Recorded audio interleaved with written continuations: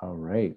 Well, welcome everyone. Here we are, the last Friday in February. And just to tempt us along, we thought we had spring flowers because at Manor Road on the south wall, the hyacinth and some of the tulips and even the chrysanthemums were coming back, and they're about maybe a few centimeters tall. But they said, oh, not yet. So they tucked back in the ground and snow covered as a new blanket. There you go. And so we're not sure what weather will emerge in this month of February. We all want spring to come, but someone said the groundhog did see their supposedly promised early spring.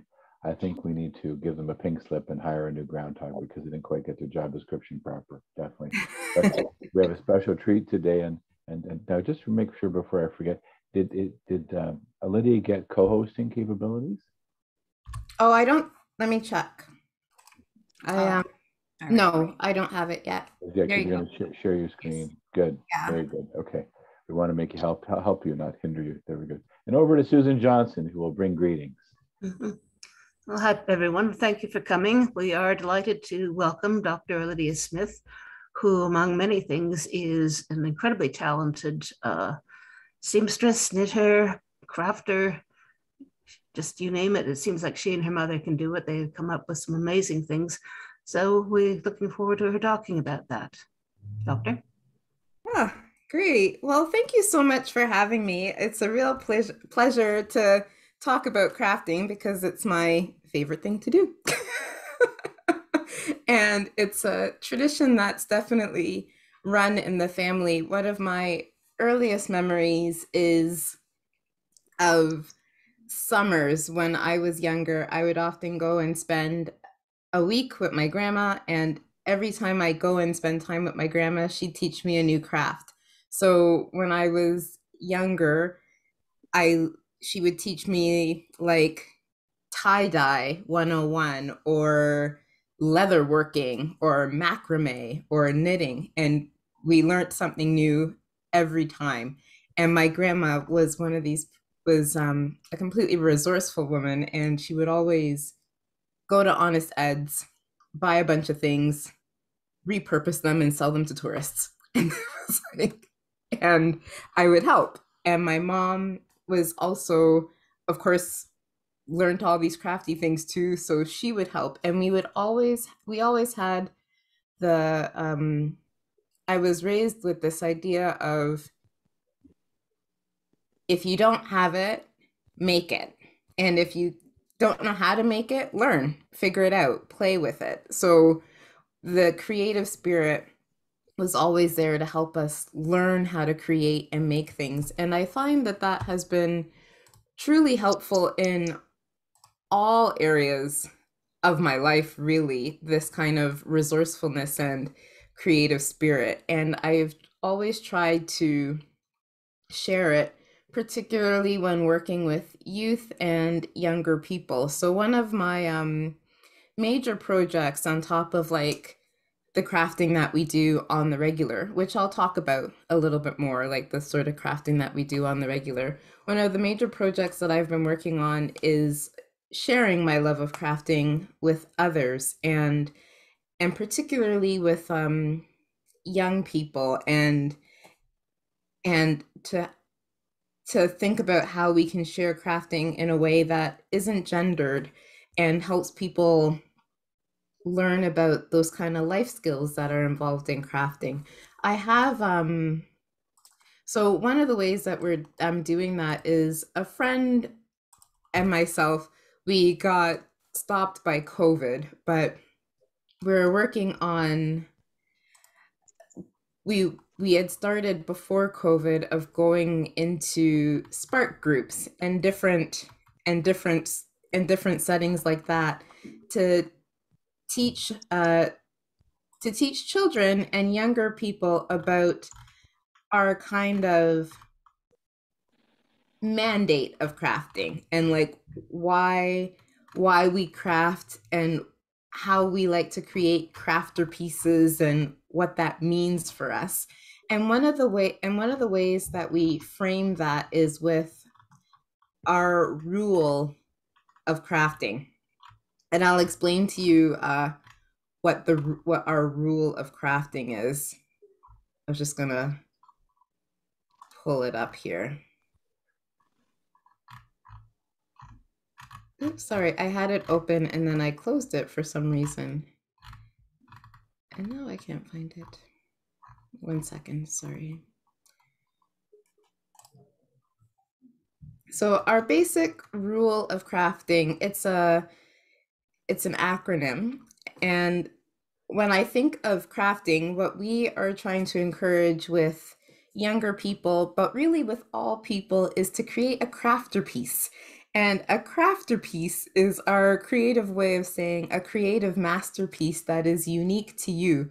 Only you could make it. There's only one in the world. No matter what it looks like, it's a crafter piece if it's completely unique to you and it follows the crafter piece rule.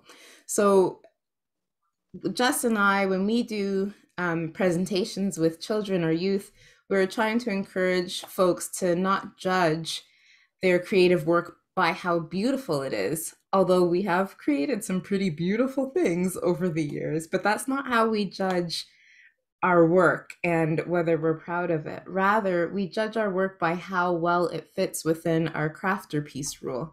And the crafter piece rule is 4 parts. The first is resourcefulness. So, have you been resourceful in the creation of this work? Did you use what you have? Did you problem solve and think of your desired result and make it happen? So, how resourceful were you with this crafter piece that you created? How is your piece one of a kind? So the second one, so the first R is resourcefulness, the U is rule. So how is your piece one of a kind and unique to you in your creation? Does it celebrate something that's really special about you? Did you discover something new while creating it?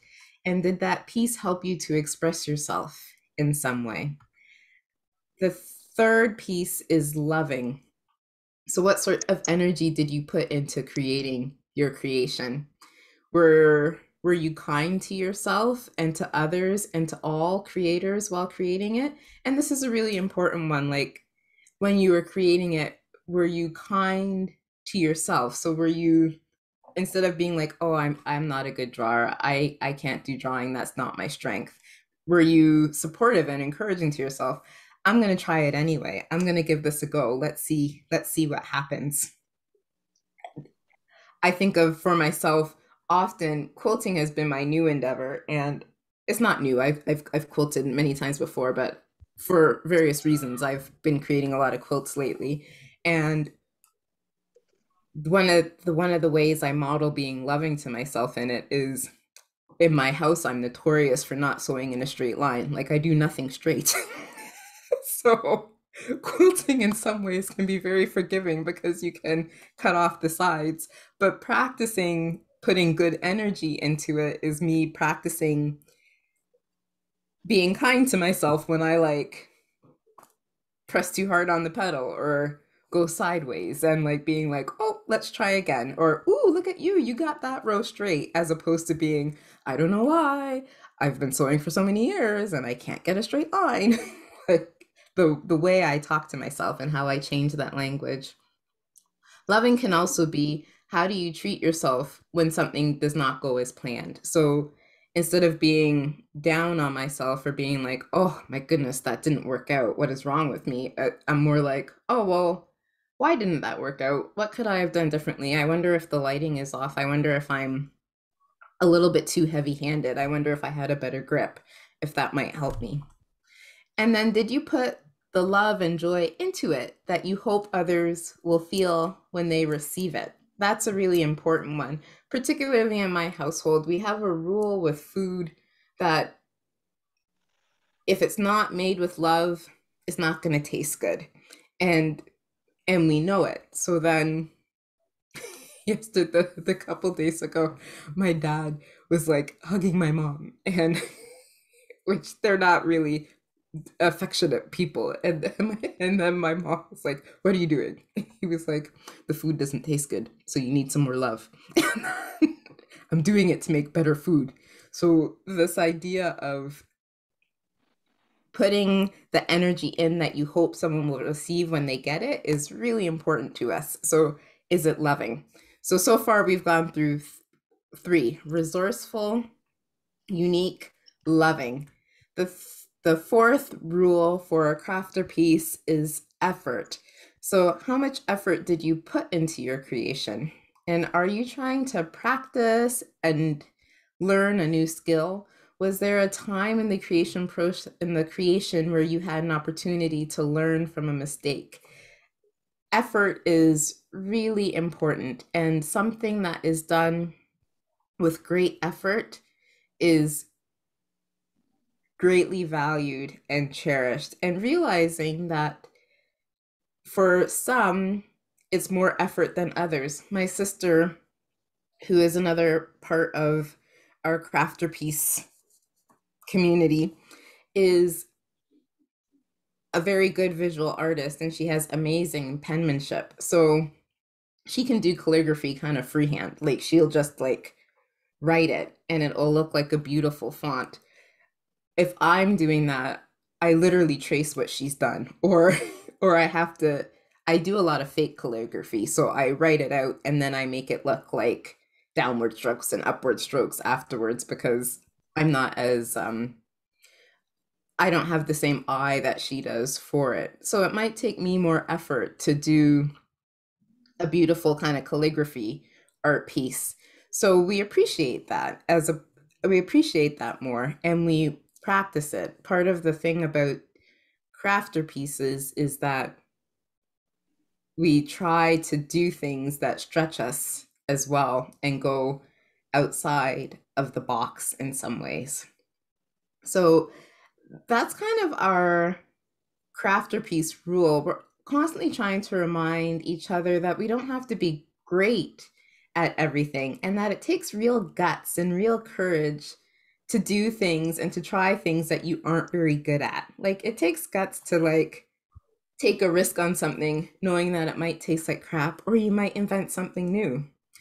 The and I think it's important to realize that some of the crafter pieces that I have been most proud of might not be the prettiest things that we've created, but they're the things that remind me most of the crafter piece rule, or that have been the most loving things. Like, so for instance, I'm wearing this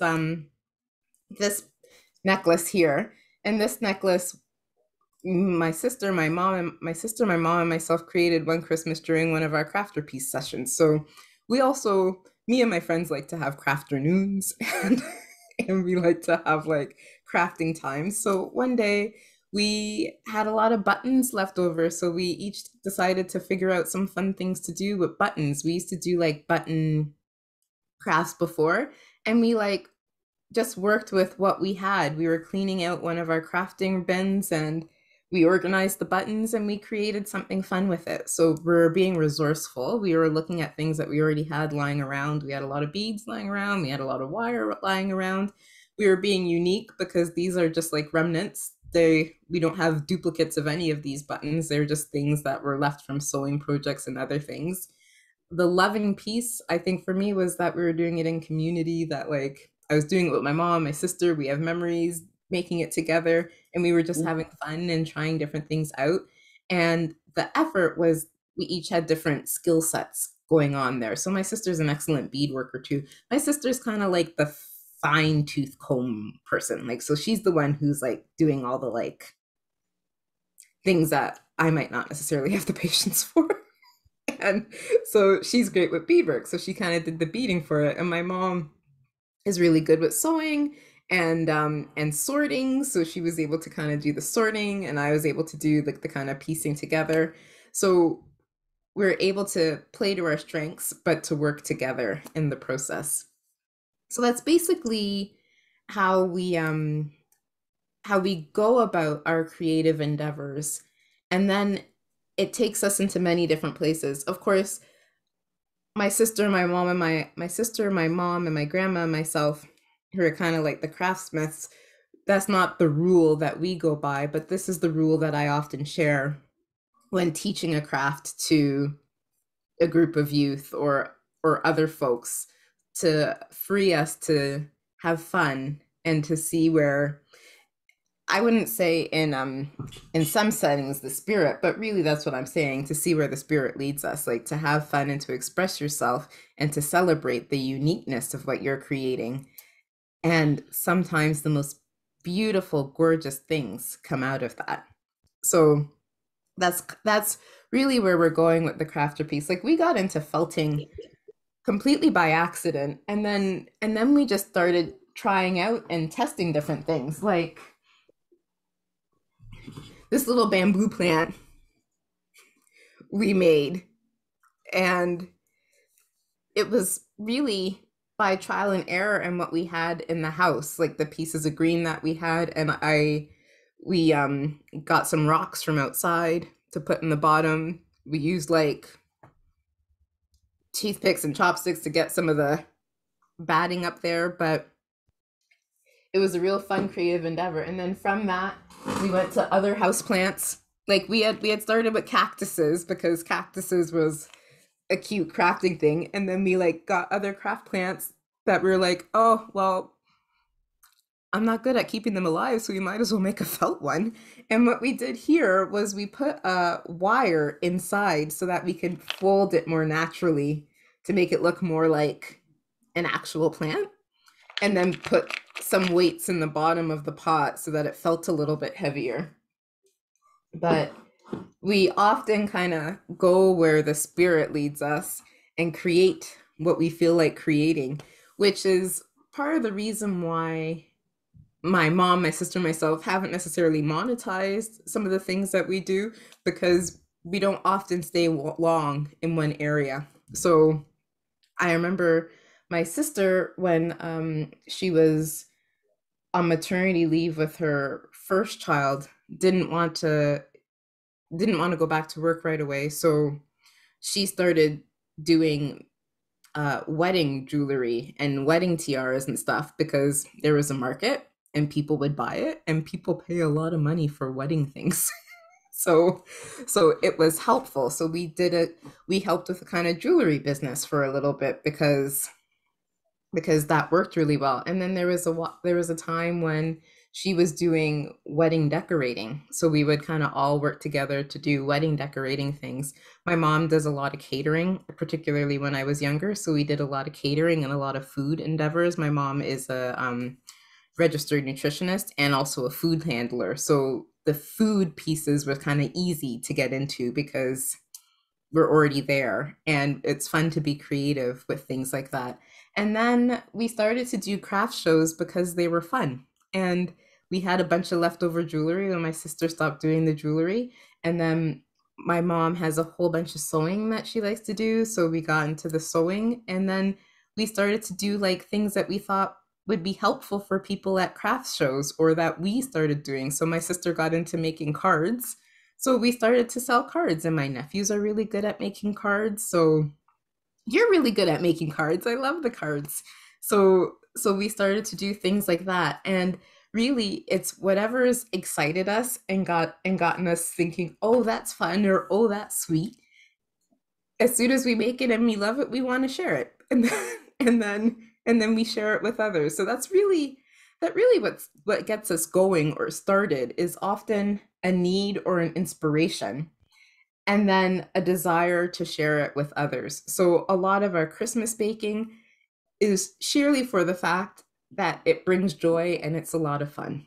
Like, so it's something that we love to do in our house, so why not share it with other folks and spread some love that way. And then oftentimes when we're doing craft shows, we are a little bit strategic and do on bulk things that we know will sell. So we kind of do on bulk, like cookies or cards or things that we know that people will need. And then it gives us a chance to share some of our own crafter pieces, the things that we love or that are completely unique to us.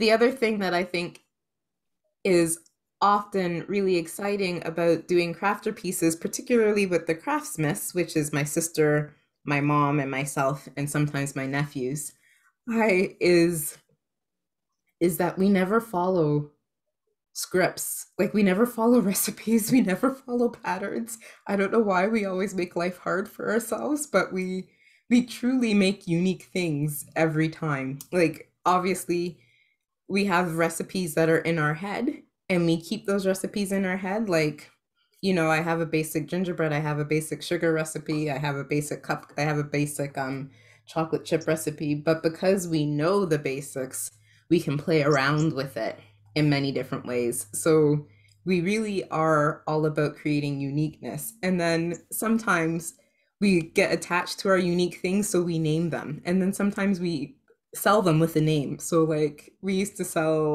little felty animals, and we would name each of them because they each had a unique little spirit as we were creating them, which is really fun because they're all different, and we follow a pattern but not in a traditional sense, and we play off of each other's strengths and encourage each other in the things that we're not so good at. So even when I was younger, for instance, I remember when I was a kid, we always made all the decorations on our Christmas tree. And one year we made, well, for multiple years, we used to make macaroni angels.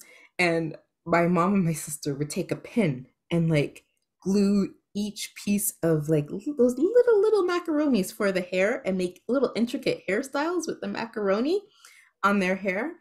And I would just dip the head in the glue and then dip it in the hair. And my mom and my sister always put my ornaments close to the top, and they would tell me because it's closer to heaven, but really it was because no one can see the tops from up there, like, and that it wasn't as nice and meticulous as theirs. But the fact that no matter how good or not good, everyone's work was always displayed and and shared has always stuck with me as something that's important and part of kind of the crafterpiece vision of things. I was going to, I'll stop for a second there just to see if there are any questions or wonderings or. I'm going to jump in and say a question. You are absolutely remarkable to do recipes from memory. I would say I wouldn't be so. If I tried some of those things, they would make bricks and. It's all about knowing the basics. Like it's ironic that every Christmas we make some of the same cookies, but we always try something new with our recipe. So like I'll look at the ones I wrote out from the year before, and then I'll write out something new based on, you know, the season, how I thought the texture was. Like we're always adapting and changing. And then my mom really astonishes me because she has most of the ratios just in her head. So she knows that if there's 4 cups of a starch, you're probably going to need about a pound of a fat. And like, really? Wow. She has those ratios down pat. So it's hard to mess it up, which makes it really fun to experiment. Which, don't get me wrong, we mess up all the time, but it's always a learning experiment that like, oh, well, this flour is a lighter density, so we really need to add more leavening agent to that to make it work. And it's really cool. And then sometimes we make something that's like amazing, and then we forget to write it down the next day. Whoa. So do other people have some questions? Hi, Lydia. It's May here. Hey, May. I made it in. How right.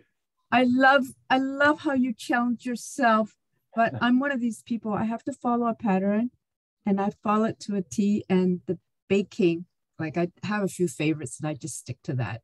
Like no deviation from the recipe, none whatsoever. If it works, just let it be. If it's not broken, don't not try to fix it. Right?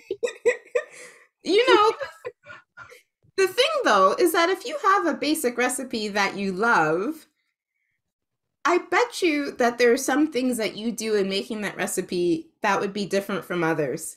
Like I How? talk to it.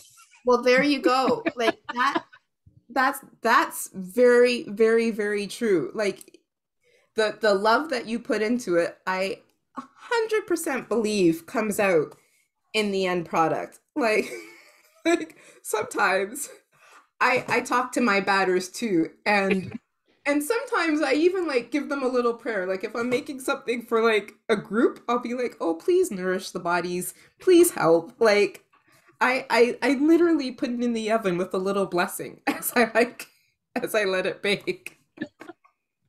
So you let out the secret now, Lydia. Okay. Yeah. Like I just give it all the love I possibly can. And I just like and then if it totally messes up, I often just put it in the freezer. So then like so then, yeah, like last week, my mom was cleaning out the freezer and she's like, Olivia, what are we gonna do with all these cookies? Because I made a batch that didn't turn out too well. I was trying to cheat and make tarts with cookie shells, and I put too much leavening agent, and it just made like I don't know what it made. So I often just put things in the freezer, and then and then in the night I'll be like, oh, I could grind that up and make like a trifle, or like something will come to me, and then if nothing comes to me by then, I've usually forgotten about it.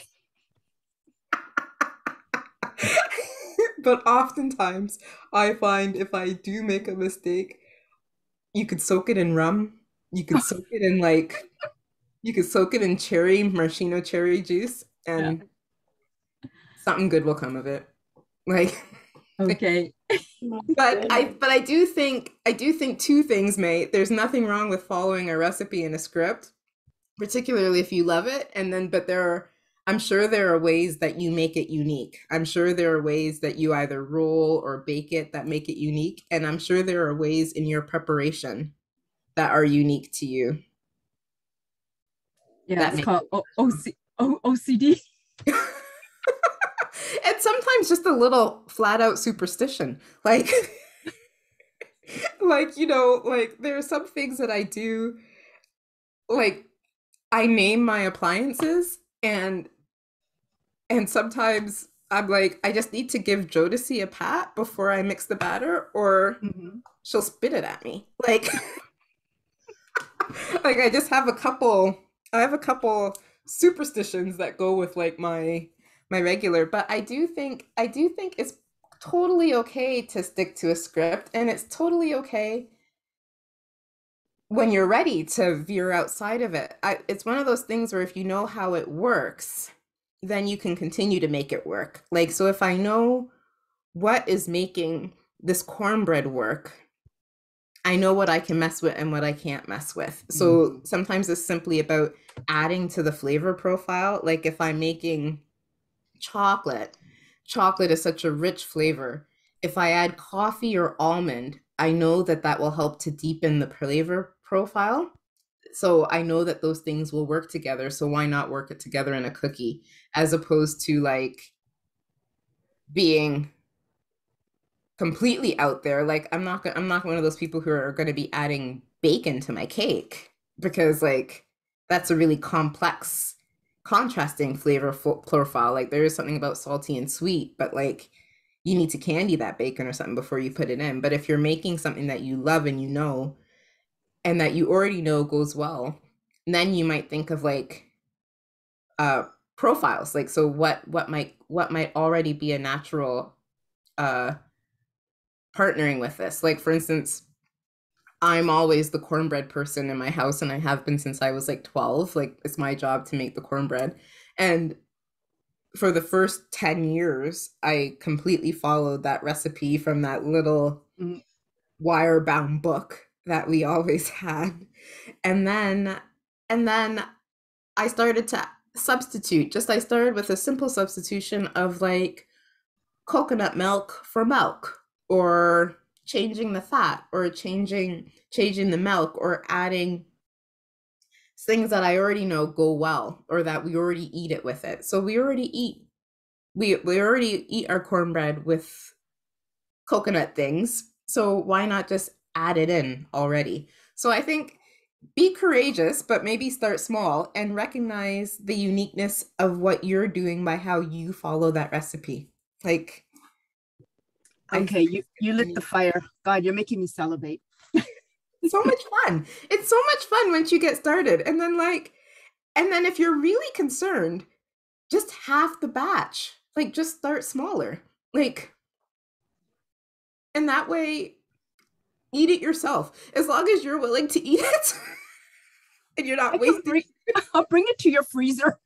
Exactly. Bring it to my freezer. I'll figure out something. In the middle of the night, it'll come to me. Oh, okay, I'm gonna make like a cornbread crumble. Like I have found so many ways to mask flavors of things that I've messed up. I've also found that the slow cooker is amazing. Like sometimes I've messed up a cookie or something or a muffin. I'll like put it in the slow cooker and turn it into oatmeal.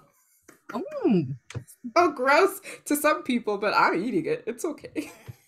Oh, very interesting. You're so multi-talented, I must tell you. I can any other questions or wonderings of how you can create your crafter pieces? I think it's really about confidence and ownership, right? Like it's you don't need to be an expert at anything. Some things I think you'll naturally become an expert at because you love it so much. Like there are some things that you'll just like continue to do and you'll become an expert at it because you just want to figure it out.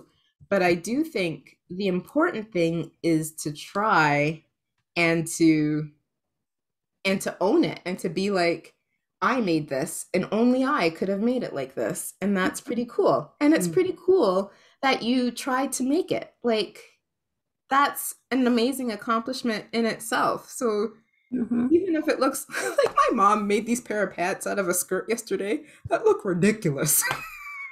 But she made it herself. Like that's pretty cool. And my grandma, my grandma hasn't used a pattern since like maybe 1999. This woman just like sews from her head and I can't fathom it. I don't understand how she doesn't use a pattern and but she doesn't. And every once in a while she'll make something and she'll be like, it's just a moo like,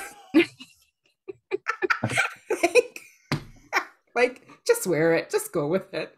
And then and then other times it's just like completely brilliant and it's beautiful and I love it because I know it can't be repeated and I know it's for me. Like my grandma, she doesn't sew that much anymore. She's in her late 90s and her eyes and her fingers don't work in quite the same way, but she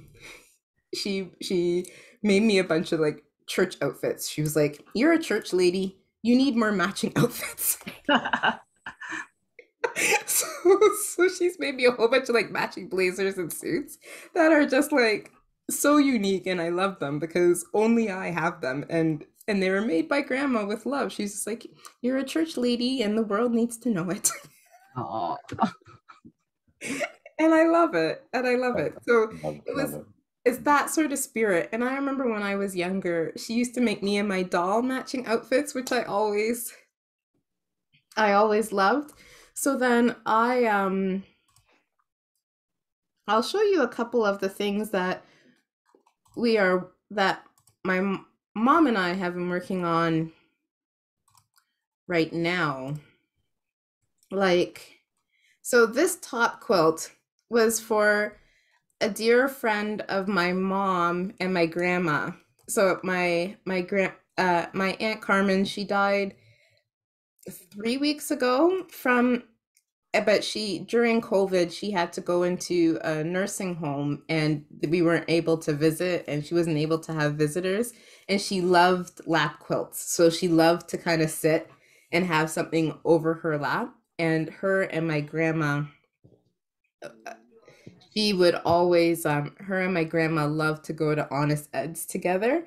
And when I was younger, I remember I would meet them at Warden Station and they would have gone from to Bathurst together and they would hold hands the whole way. oh, And they'd have like this cart that they would fill with like Honest Ed things and they would say, "We're gonna go visit Uncle Ed." And then they would fill in all yes. these things. So these fabrics made me think of that and the carts And the hearts, there are 3 hearts for the Trinity there, and then there are 12 rays coming out of the hearts for the 12 apostles. And the varying crosses was because my grandma loves red, and she loved blue and different colors, and she was always so loving. So she always baked and cooked for my parents. Anytime anyone was coming to pick up something, she would bake things for my parents, and she always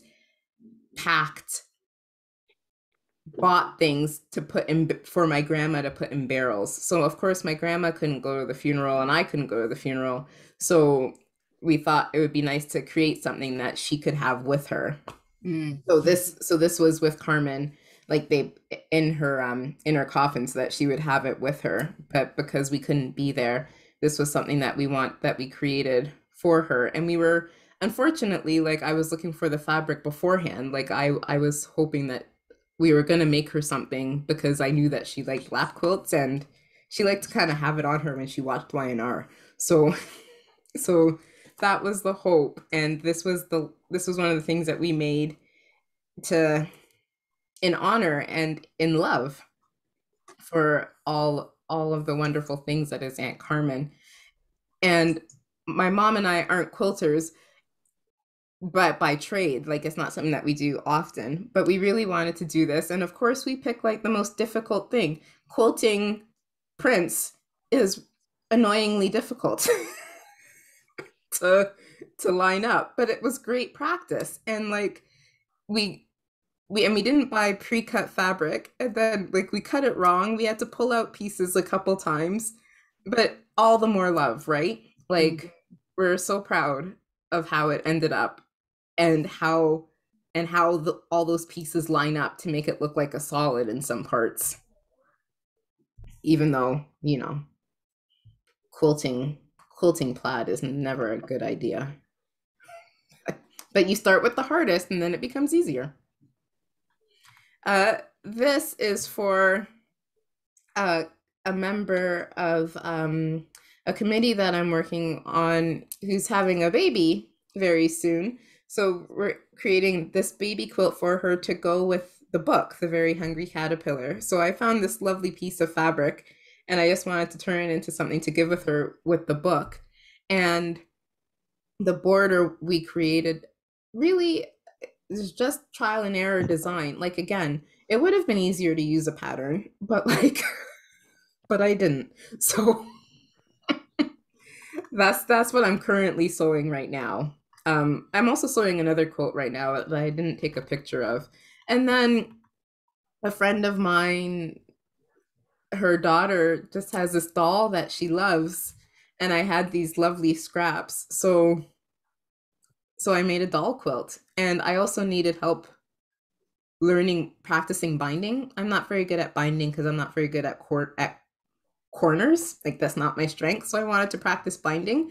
So I did a couple doll quilts to help me get the binding together. And the doll doesn't mind that the corners aren't straight. So it's a nice place to start. So those are some of the things that we're working on right now. And as you can see, it's often need or necessity based. It's kind of like, oh, this would be something that this person would really like. Let's figure it out. Mm-hmm. And then that's usually how we go. And then once we get started, it often adds more to. Like, my mom and I have just started to get into applique. And part of the reason we had gotten into applique was because I'm just going to download the picture here. Sorry, I thought I had downloaded it before. Because as you know, we really like to do aprons, partly because clearly we love to cook. And, and sometimes we have too much fun in the kitchen and we need the aprons. So my mom has a couple of friends from Barbados, and they were like, oh, we love your aprons. Could you make one for Barbados? So then, of course, we did. And to applique in the trident, like The other thing I should say is that my mom and my grandma were both also home ec teachers. Like, there was like some basic the sewing and the cooking and those kind of basic skills they already had in them.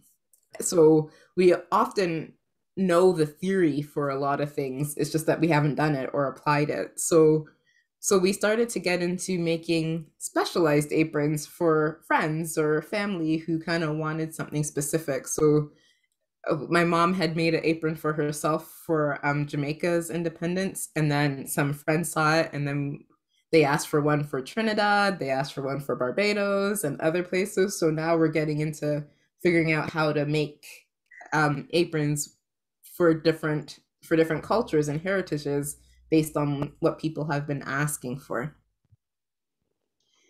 which is kind of fun. And then the other thing that we've been getting into a lot more is my mom is a part of a seniors group with the Malvern Family Resource Center, and they have a lot of people with particularly dietary needs. So we've been doing a lot of like vegan milks and sugar-free cookies and all sorts of other things. So kind of using the knowledge that we have and being as resourceful as possible, figuring out how to best meet the needs of people in different communities. And it's been so much fun in the process. The other thing that we've been doing, oh, I meant to wear it, is we got into this kick before COVID of like repurposing clothes from Value Village. So making skirts from sweaters and leg warmers from like sweater arms, which has been really fun. And things to teach to children that they can do. So like making t-shirt bags and other things that are kind of easy and so not easy, like anyone, like people can make them of varying skill sets, but are accessible so that you're setting yourself up for success. Like in truth, a lot of the times when my mom and my sister and myself start something, we're kind of setting ourselves up for failure because we always like jump in at the deep end. We're like, we're just gonna make the macaroons.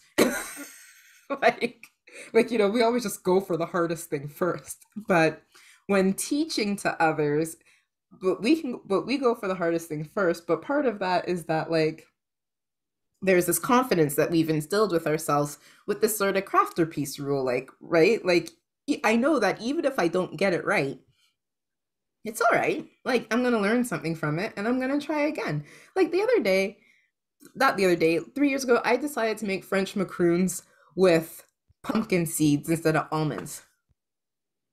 Why did I do that? And I decided to like make pumpkin flour myself from scratch. Oh my goodness, these things did not turn out at all. But but I added some sugar and I ate it. Like it tasted all right in the end. But like the trying of things is so liberating and it's so exciting to see what possibilities could come. And I think it's so humbling and helpful for me in the rest of my life, right? Like the knowledge that I can do something and it might not turn out, and that's totally okay. Like it has the fact that this doesn't turn out has no regard on my sense of self or my self-worth or like, oh, I'm not good at this, I'm not a crafter. No, like it's pretty set in stone that I'm crafty. Like we all know that Alydia is a bit of an artsy fart. So like the fact that I like can't always sew in a straight line doesn't bother me because I know that I can like do it and I know that I can practice. And I try to put that in other areas of my life. Sometimes I'm successful, sometimes I'm not. But like I do think it's a really valuable life lesson that I particularly try to instill in children and youth that I'm working with or teaching crafts to, that crafting can be a real help in self-esteem building and confidence building and problem solving for life, that our end product isn't necessarily a result of who we are, and doesn't judge us, but how we present it, and the pride and confidence that we have in it, I think says a lot more, if that makes sense. Does that make sense? Mm-hmm.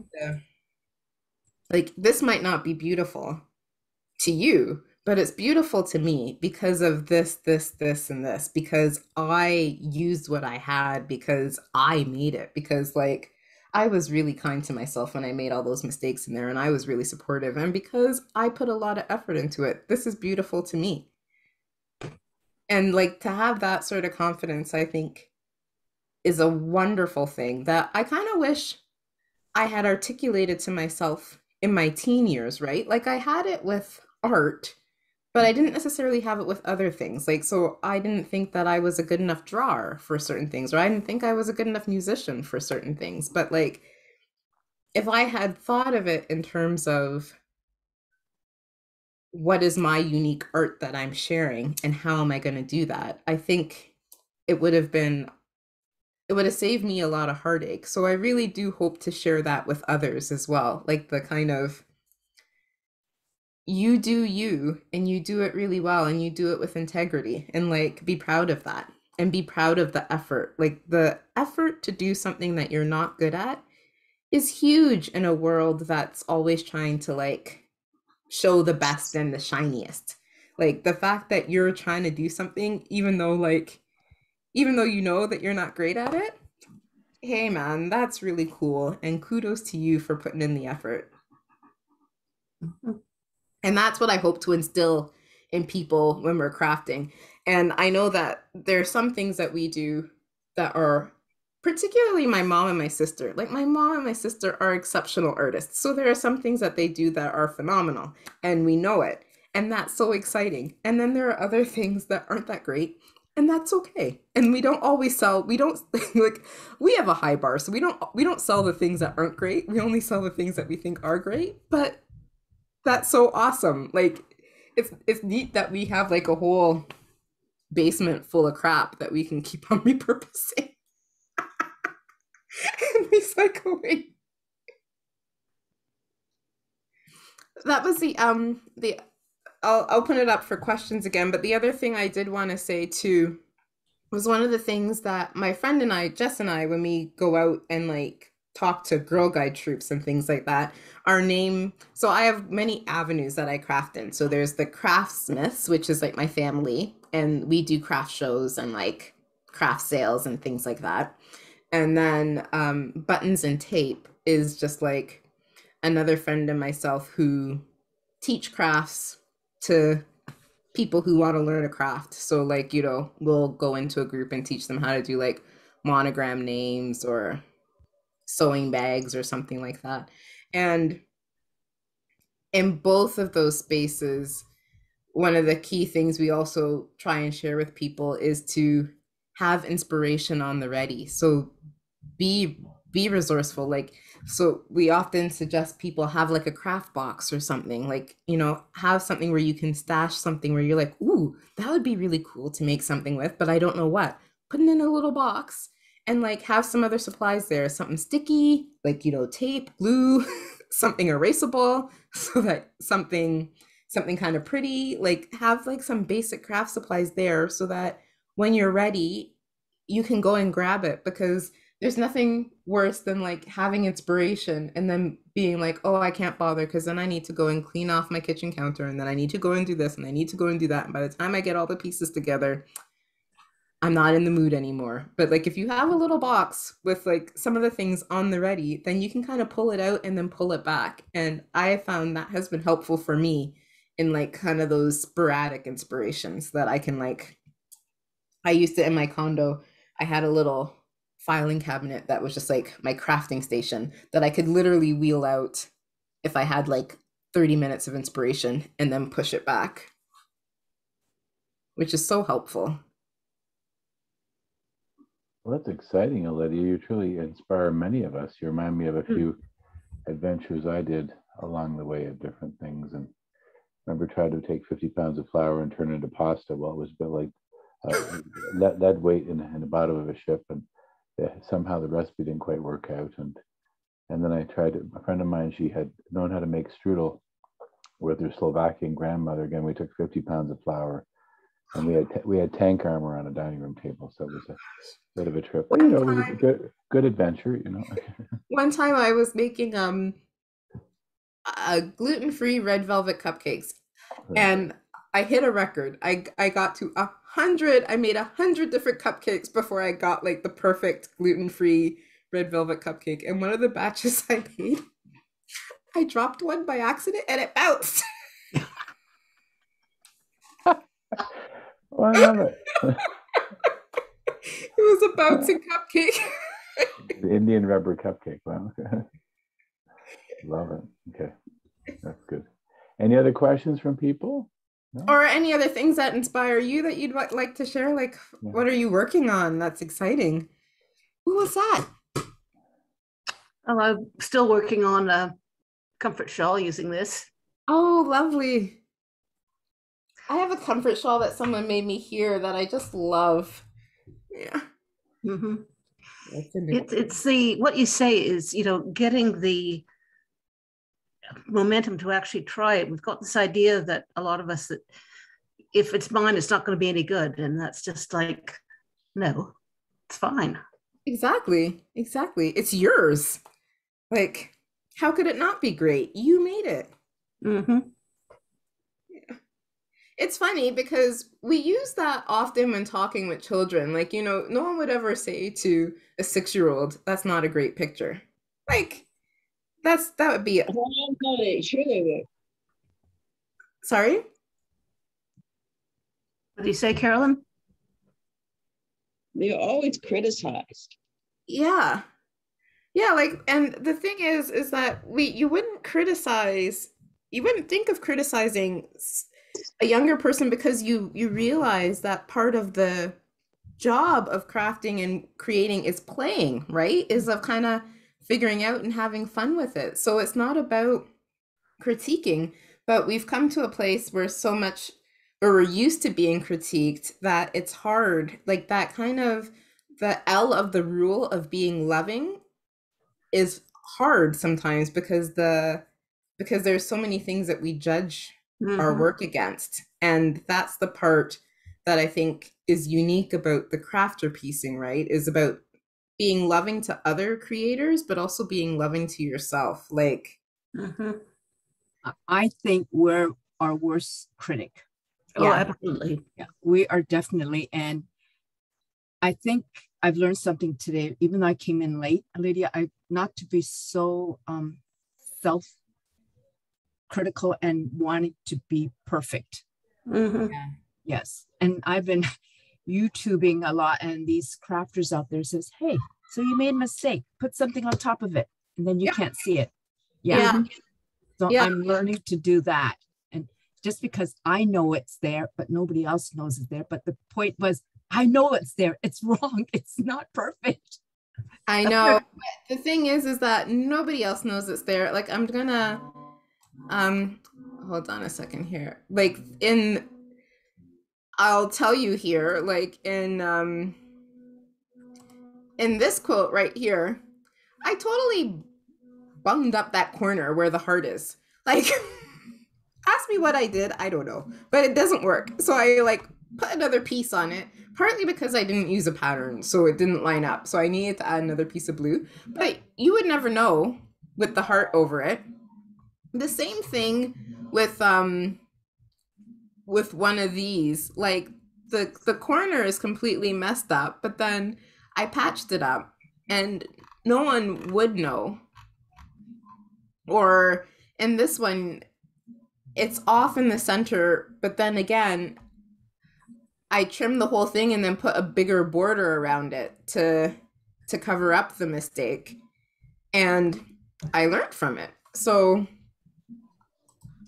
I feel like it's all good. And I agree, like particularly when we're doing shows, there's always a batch of something that each of us refuses to sell, and the other one's like, why? It's perfectly fine. And we completely respect when someone says, no, that's not up to the standard. But then But then it's funny to me how baffled everyone else is about it. Like I remember once I had a batch of cookies and I was like, yeah, this isn't going. And then and then my sister and my nephew were like, no, sell it. And I'm like, no, I won't. And then they ate it with great joy. Like, but you're absolutely right. We are our toughest critic. And in truth, I would hope that we would get to a place where we are our fiercest cheerleaders. Like there's a difference between critiquing and coaching, right? Like when I can see a mistake and learn from it and get better at my craft because of it, or when I see a flaw or a fault and then get down on myself because of the flaw and fault. Like I prefer to try and frame it as a mistake that I'm trying to improve upon, and as to be my own coach and cheerleader, as opposed to being my own judge and critic. I had a book on knitting, and it had little interesting facts, and it was this one place the knitters deliberately put a mistake in their piece just to know that, this is made by people. Perfection only exists, outside of Earth. So yeah, I love that. It's sort of like space for grace. Yes. Like, you need to leave a little space for grace. Yeah. Yeah. And I love that. And proof that it's made by like a person. Like Alydia, you are truly a Renaissance person. I mean, remarkable on every corner. I love it. So, so next time we have you come back, we'll have to have you. You have to show us what you're doing. Oh, for sure. You've done 1,000 different things. Yeah, sorry about that. It's just because it's in the basement and I can't. So one thing I can do, I can help you. I'll take about 30 of your photos and we'll create a TikTok thing, and then they'll come. It's called Alydia on the Move. Sounds good. Sounds good. Yeah. Well, thank you again, everyone. It's been remarkable. And then Susan, over to you. Okay. Thank you, everyone, for coming. This was amazing. Next week, we have Bob Vernon talking about Syrian refugees, a time for sponsorship. And that's very appropriate right around now, where there's a local family needing sponsorship that we're trying to help. So I hope you can be there and connect with us then. Take care. Thank you, everybody. Oh, Bye-bye. I love the idea of the shortbread into crumbling. Sorry, I just saw the notes. That is that's yummy. It's butter. Like, how could it not be yummy? Yeah. Alydia, it's been great. It's so much fun. Thank you. Bye-bye. Thank you very much. Bye. Helpful.